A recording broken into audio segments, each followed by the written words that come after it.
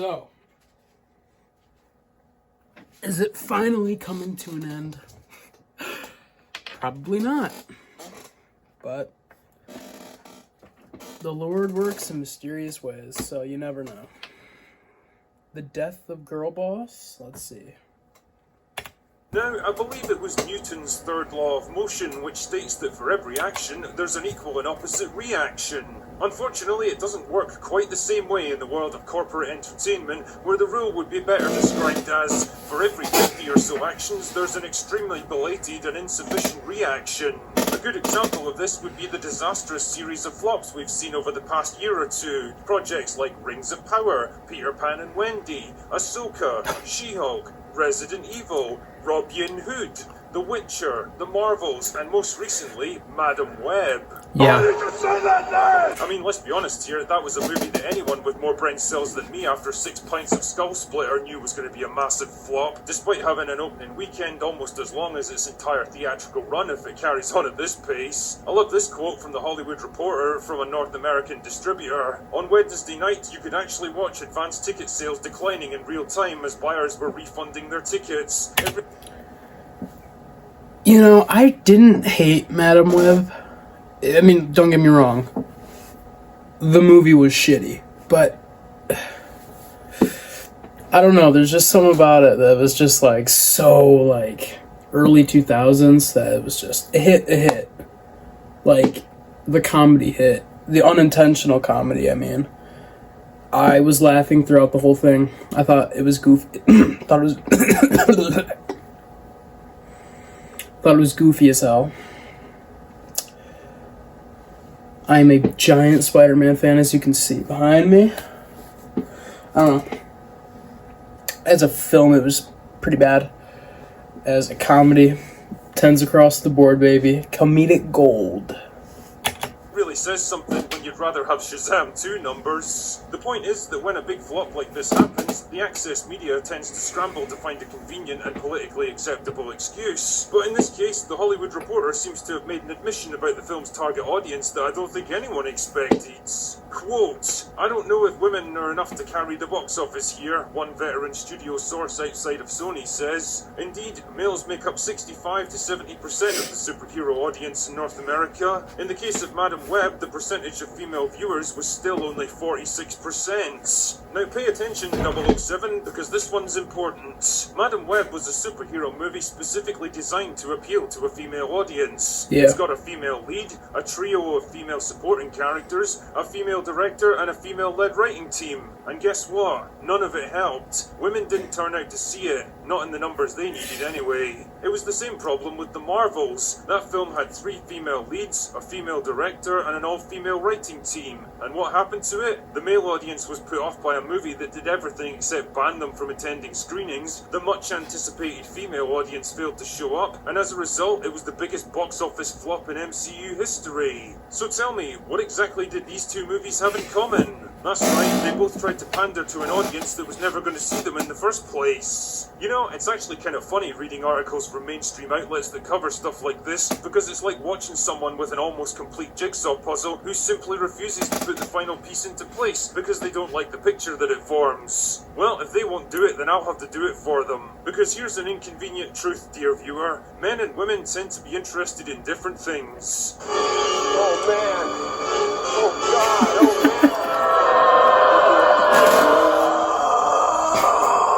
I know, it's truly an earth-shattering revelation, but there it is. In fact, if you care to break down the box office statistics by gender, you'll find that women make up 85% of audiences for romance movies and 70% for musicals. Men, on the other hand, make up 70% of the audience for superhero movies, 75% for action movies, and 65% for science fiction and fantasy. In fact, this nifty little graphic from the British Film Institute breaks down the preferred genres for men and women, and you can clearly see the difference difference in preference between them. That's not a good or a bad thing, but it is a thing that movie studios should pay attention to. Instead, they've been doing the exact opposite in recent years. They seem to regard audience demographics as a problem that needs to be fixed, instead of the inevitable result of different groups of people having different interests. And the thing is, their solution has produced the worst possible outcome for everyone. In the case of the big box office franchises like Marvel, Star Wars, Lord of the Rings, Star Trek, and others, which naturally tend to skew towards a male audience, they made a conscious decision to tell more stories with female leads.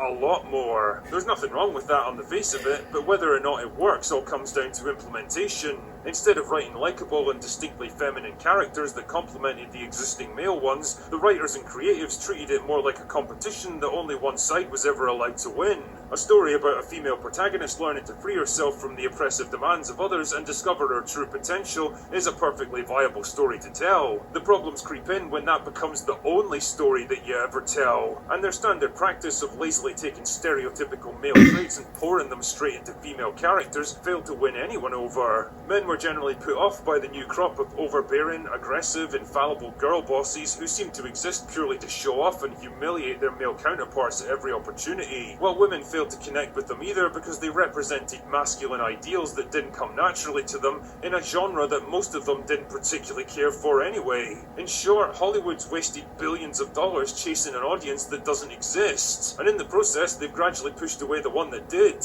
On the flip side, look at what happens when you actually understand your target audience and make a film that caters specifically to them. Barbie was the biggest hit of 2023, and even if I personally didn't like it, that doesn't matter one bit because it wasn't made for me. It was a movie written and directed specifically for women. Everything from its aesthetics to its dialogue to its themes and messaging were designed to appeal to female audiences, and it worked big time. Top Gun Maverick, on the other hand, was aimed primarily at men because it incorporated so many of the masculine tropes and themes that men traditionally find appealing. Action and explosions, advanced technology, fighter jets, militarism, macho conflict and competition. Both of these films achieved massive success because they understood their core audience and how to appeal to them. Now imagine how detrimental it would have been if the studios tried to incorporate elements that appealed to the opposite gender, like if Barbie's colourful exploration of female identity, empowerment and self-actualization was interrupted by big macho action scenes with guns and explosions and technology porn,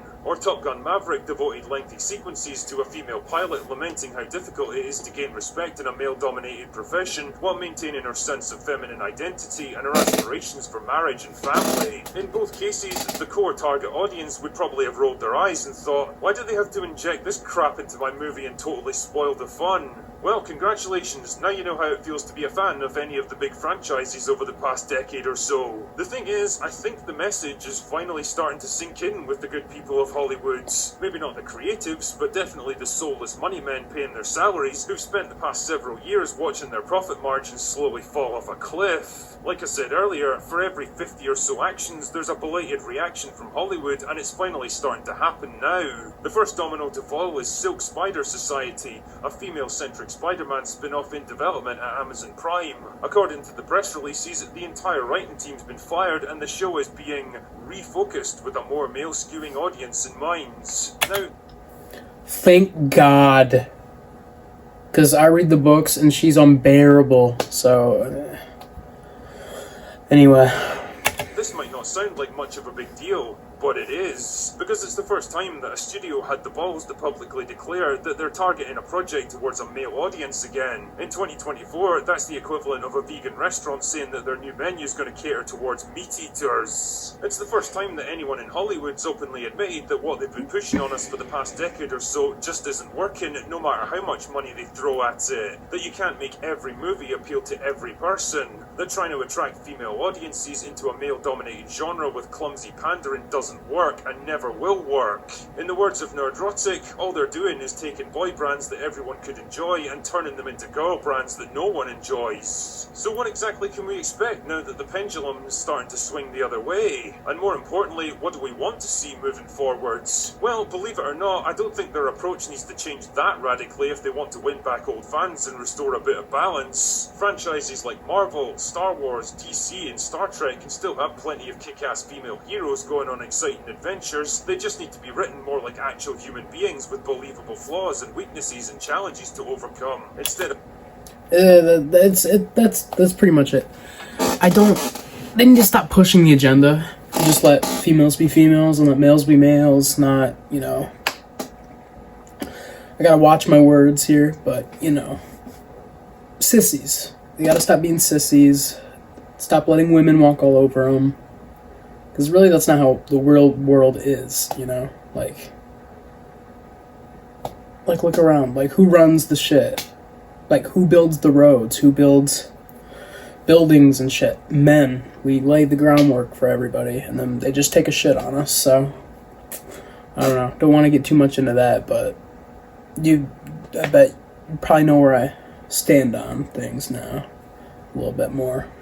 Of overbearing, obnoxious power fantasies that nobody can identify with. And they need to be balanced out by equally strong and capable male heroes that appeal to male audiences. Because believe it or not, those are the driving force behind your box office revenue. They need characters who can actually challenge and push them to be better, who don't automatically give way to them at the slightest sign of conflict, instead of the neutered lumps of wet lettuce that we've been getting, who are always portrayed as less smart, less skilled, less confident, and well, just less in general. And yeah, after almost a decade of trying to make it work, I think it's about time to accept that the great experiment has been a complete failure. You're not going to get equal numbers of women to watch science fiction or action or superhero movies, just like you're not going to get equal numbers of men to watch romance flicks or musicals. The girl boss concept is dead. You might not like it, but your audience is your audience all the same, and if you don't start catering to them, you might just find that they no longer exist, and perhaps neither will you. Anyway, that's all I've got for today. Go away now. Yeah, he sums it up very well. The drinker, he's always good at that. Well, I did enough ranting in this video, so, but yeah, it's just, I'm so sick and tired of it. Everybody is.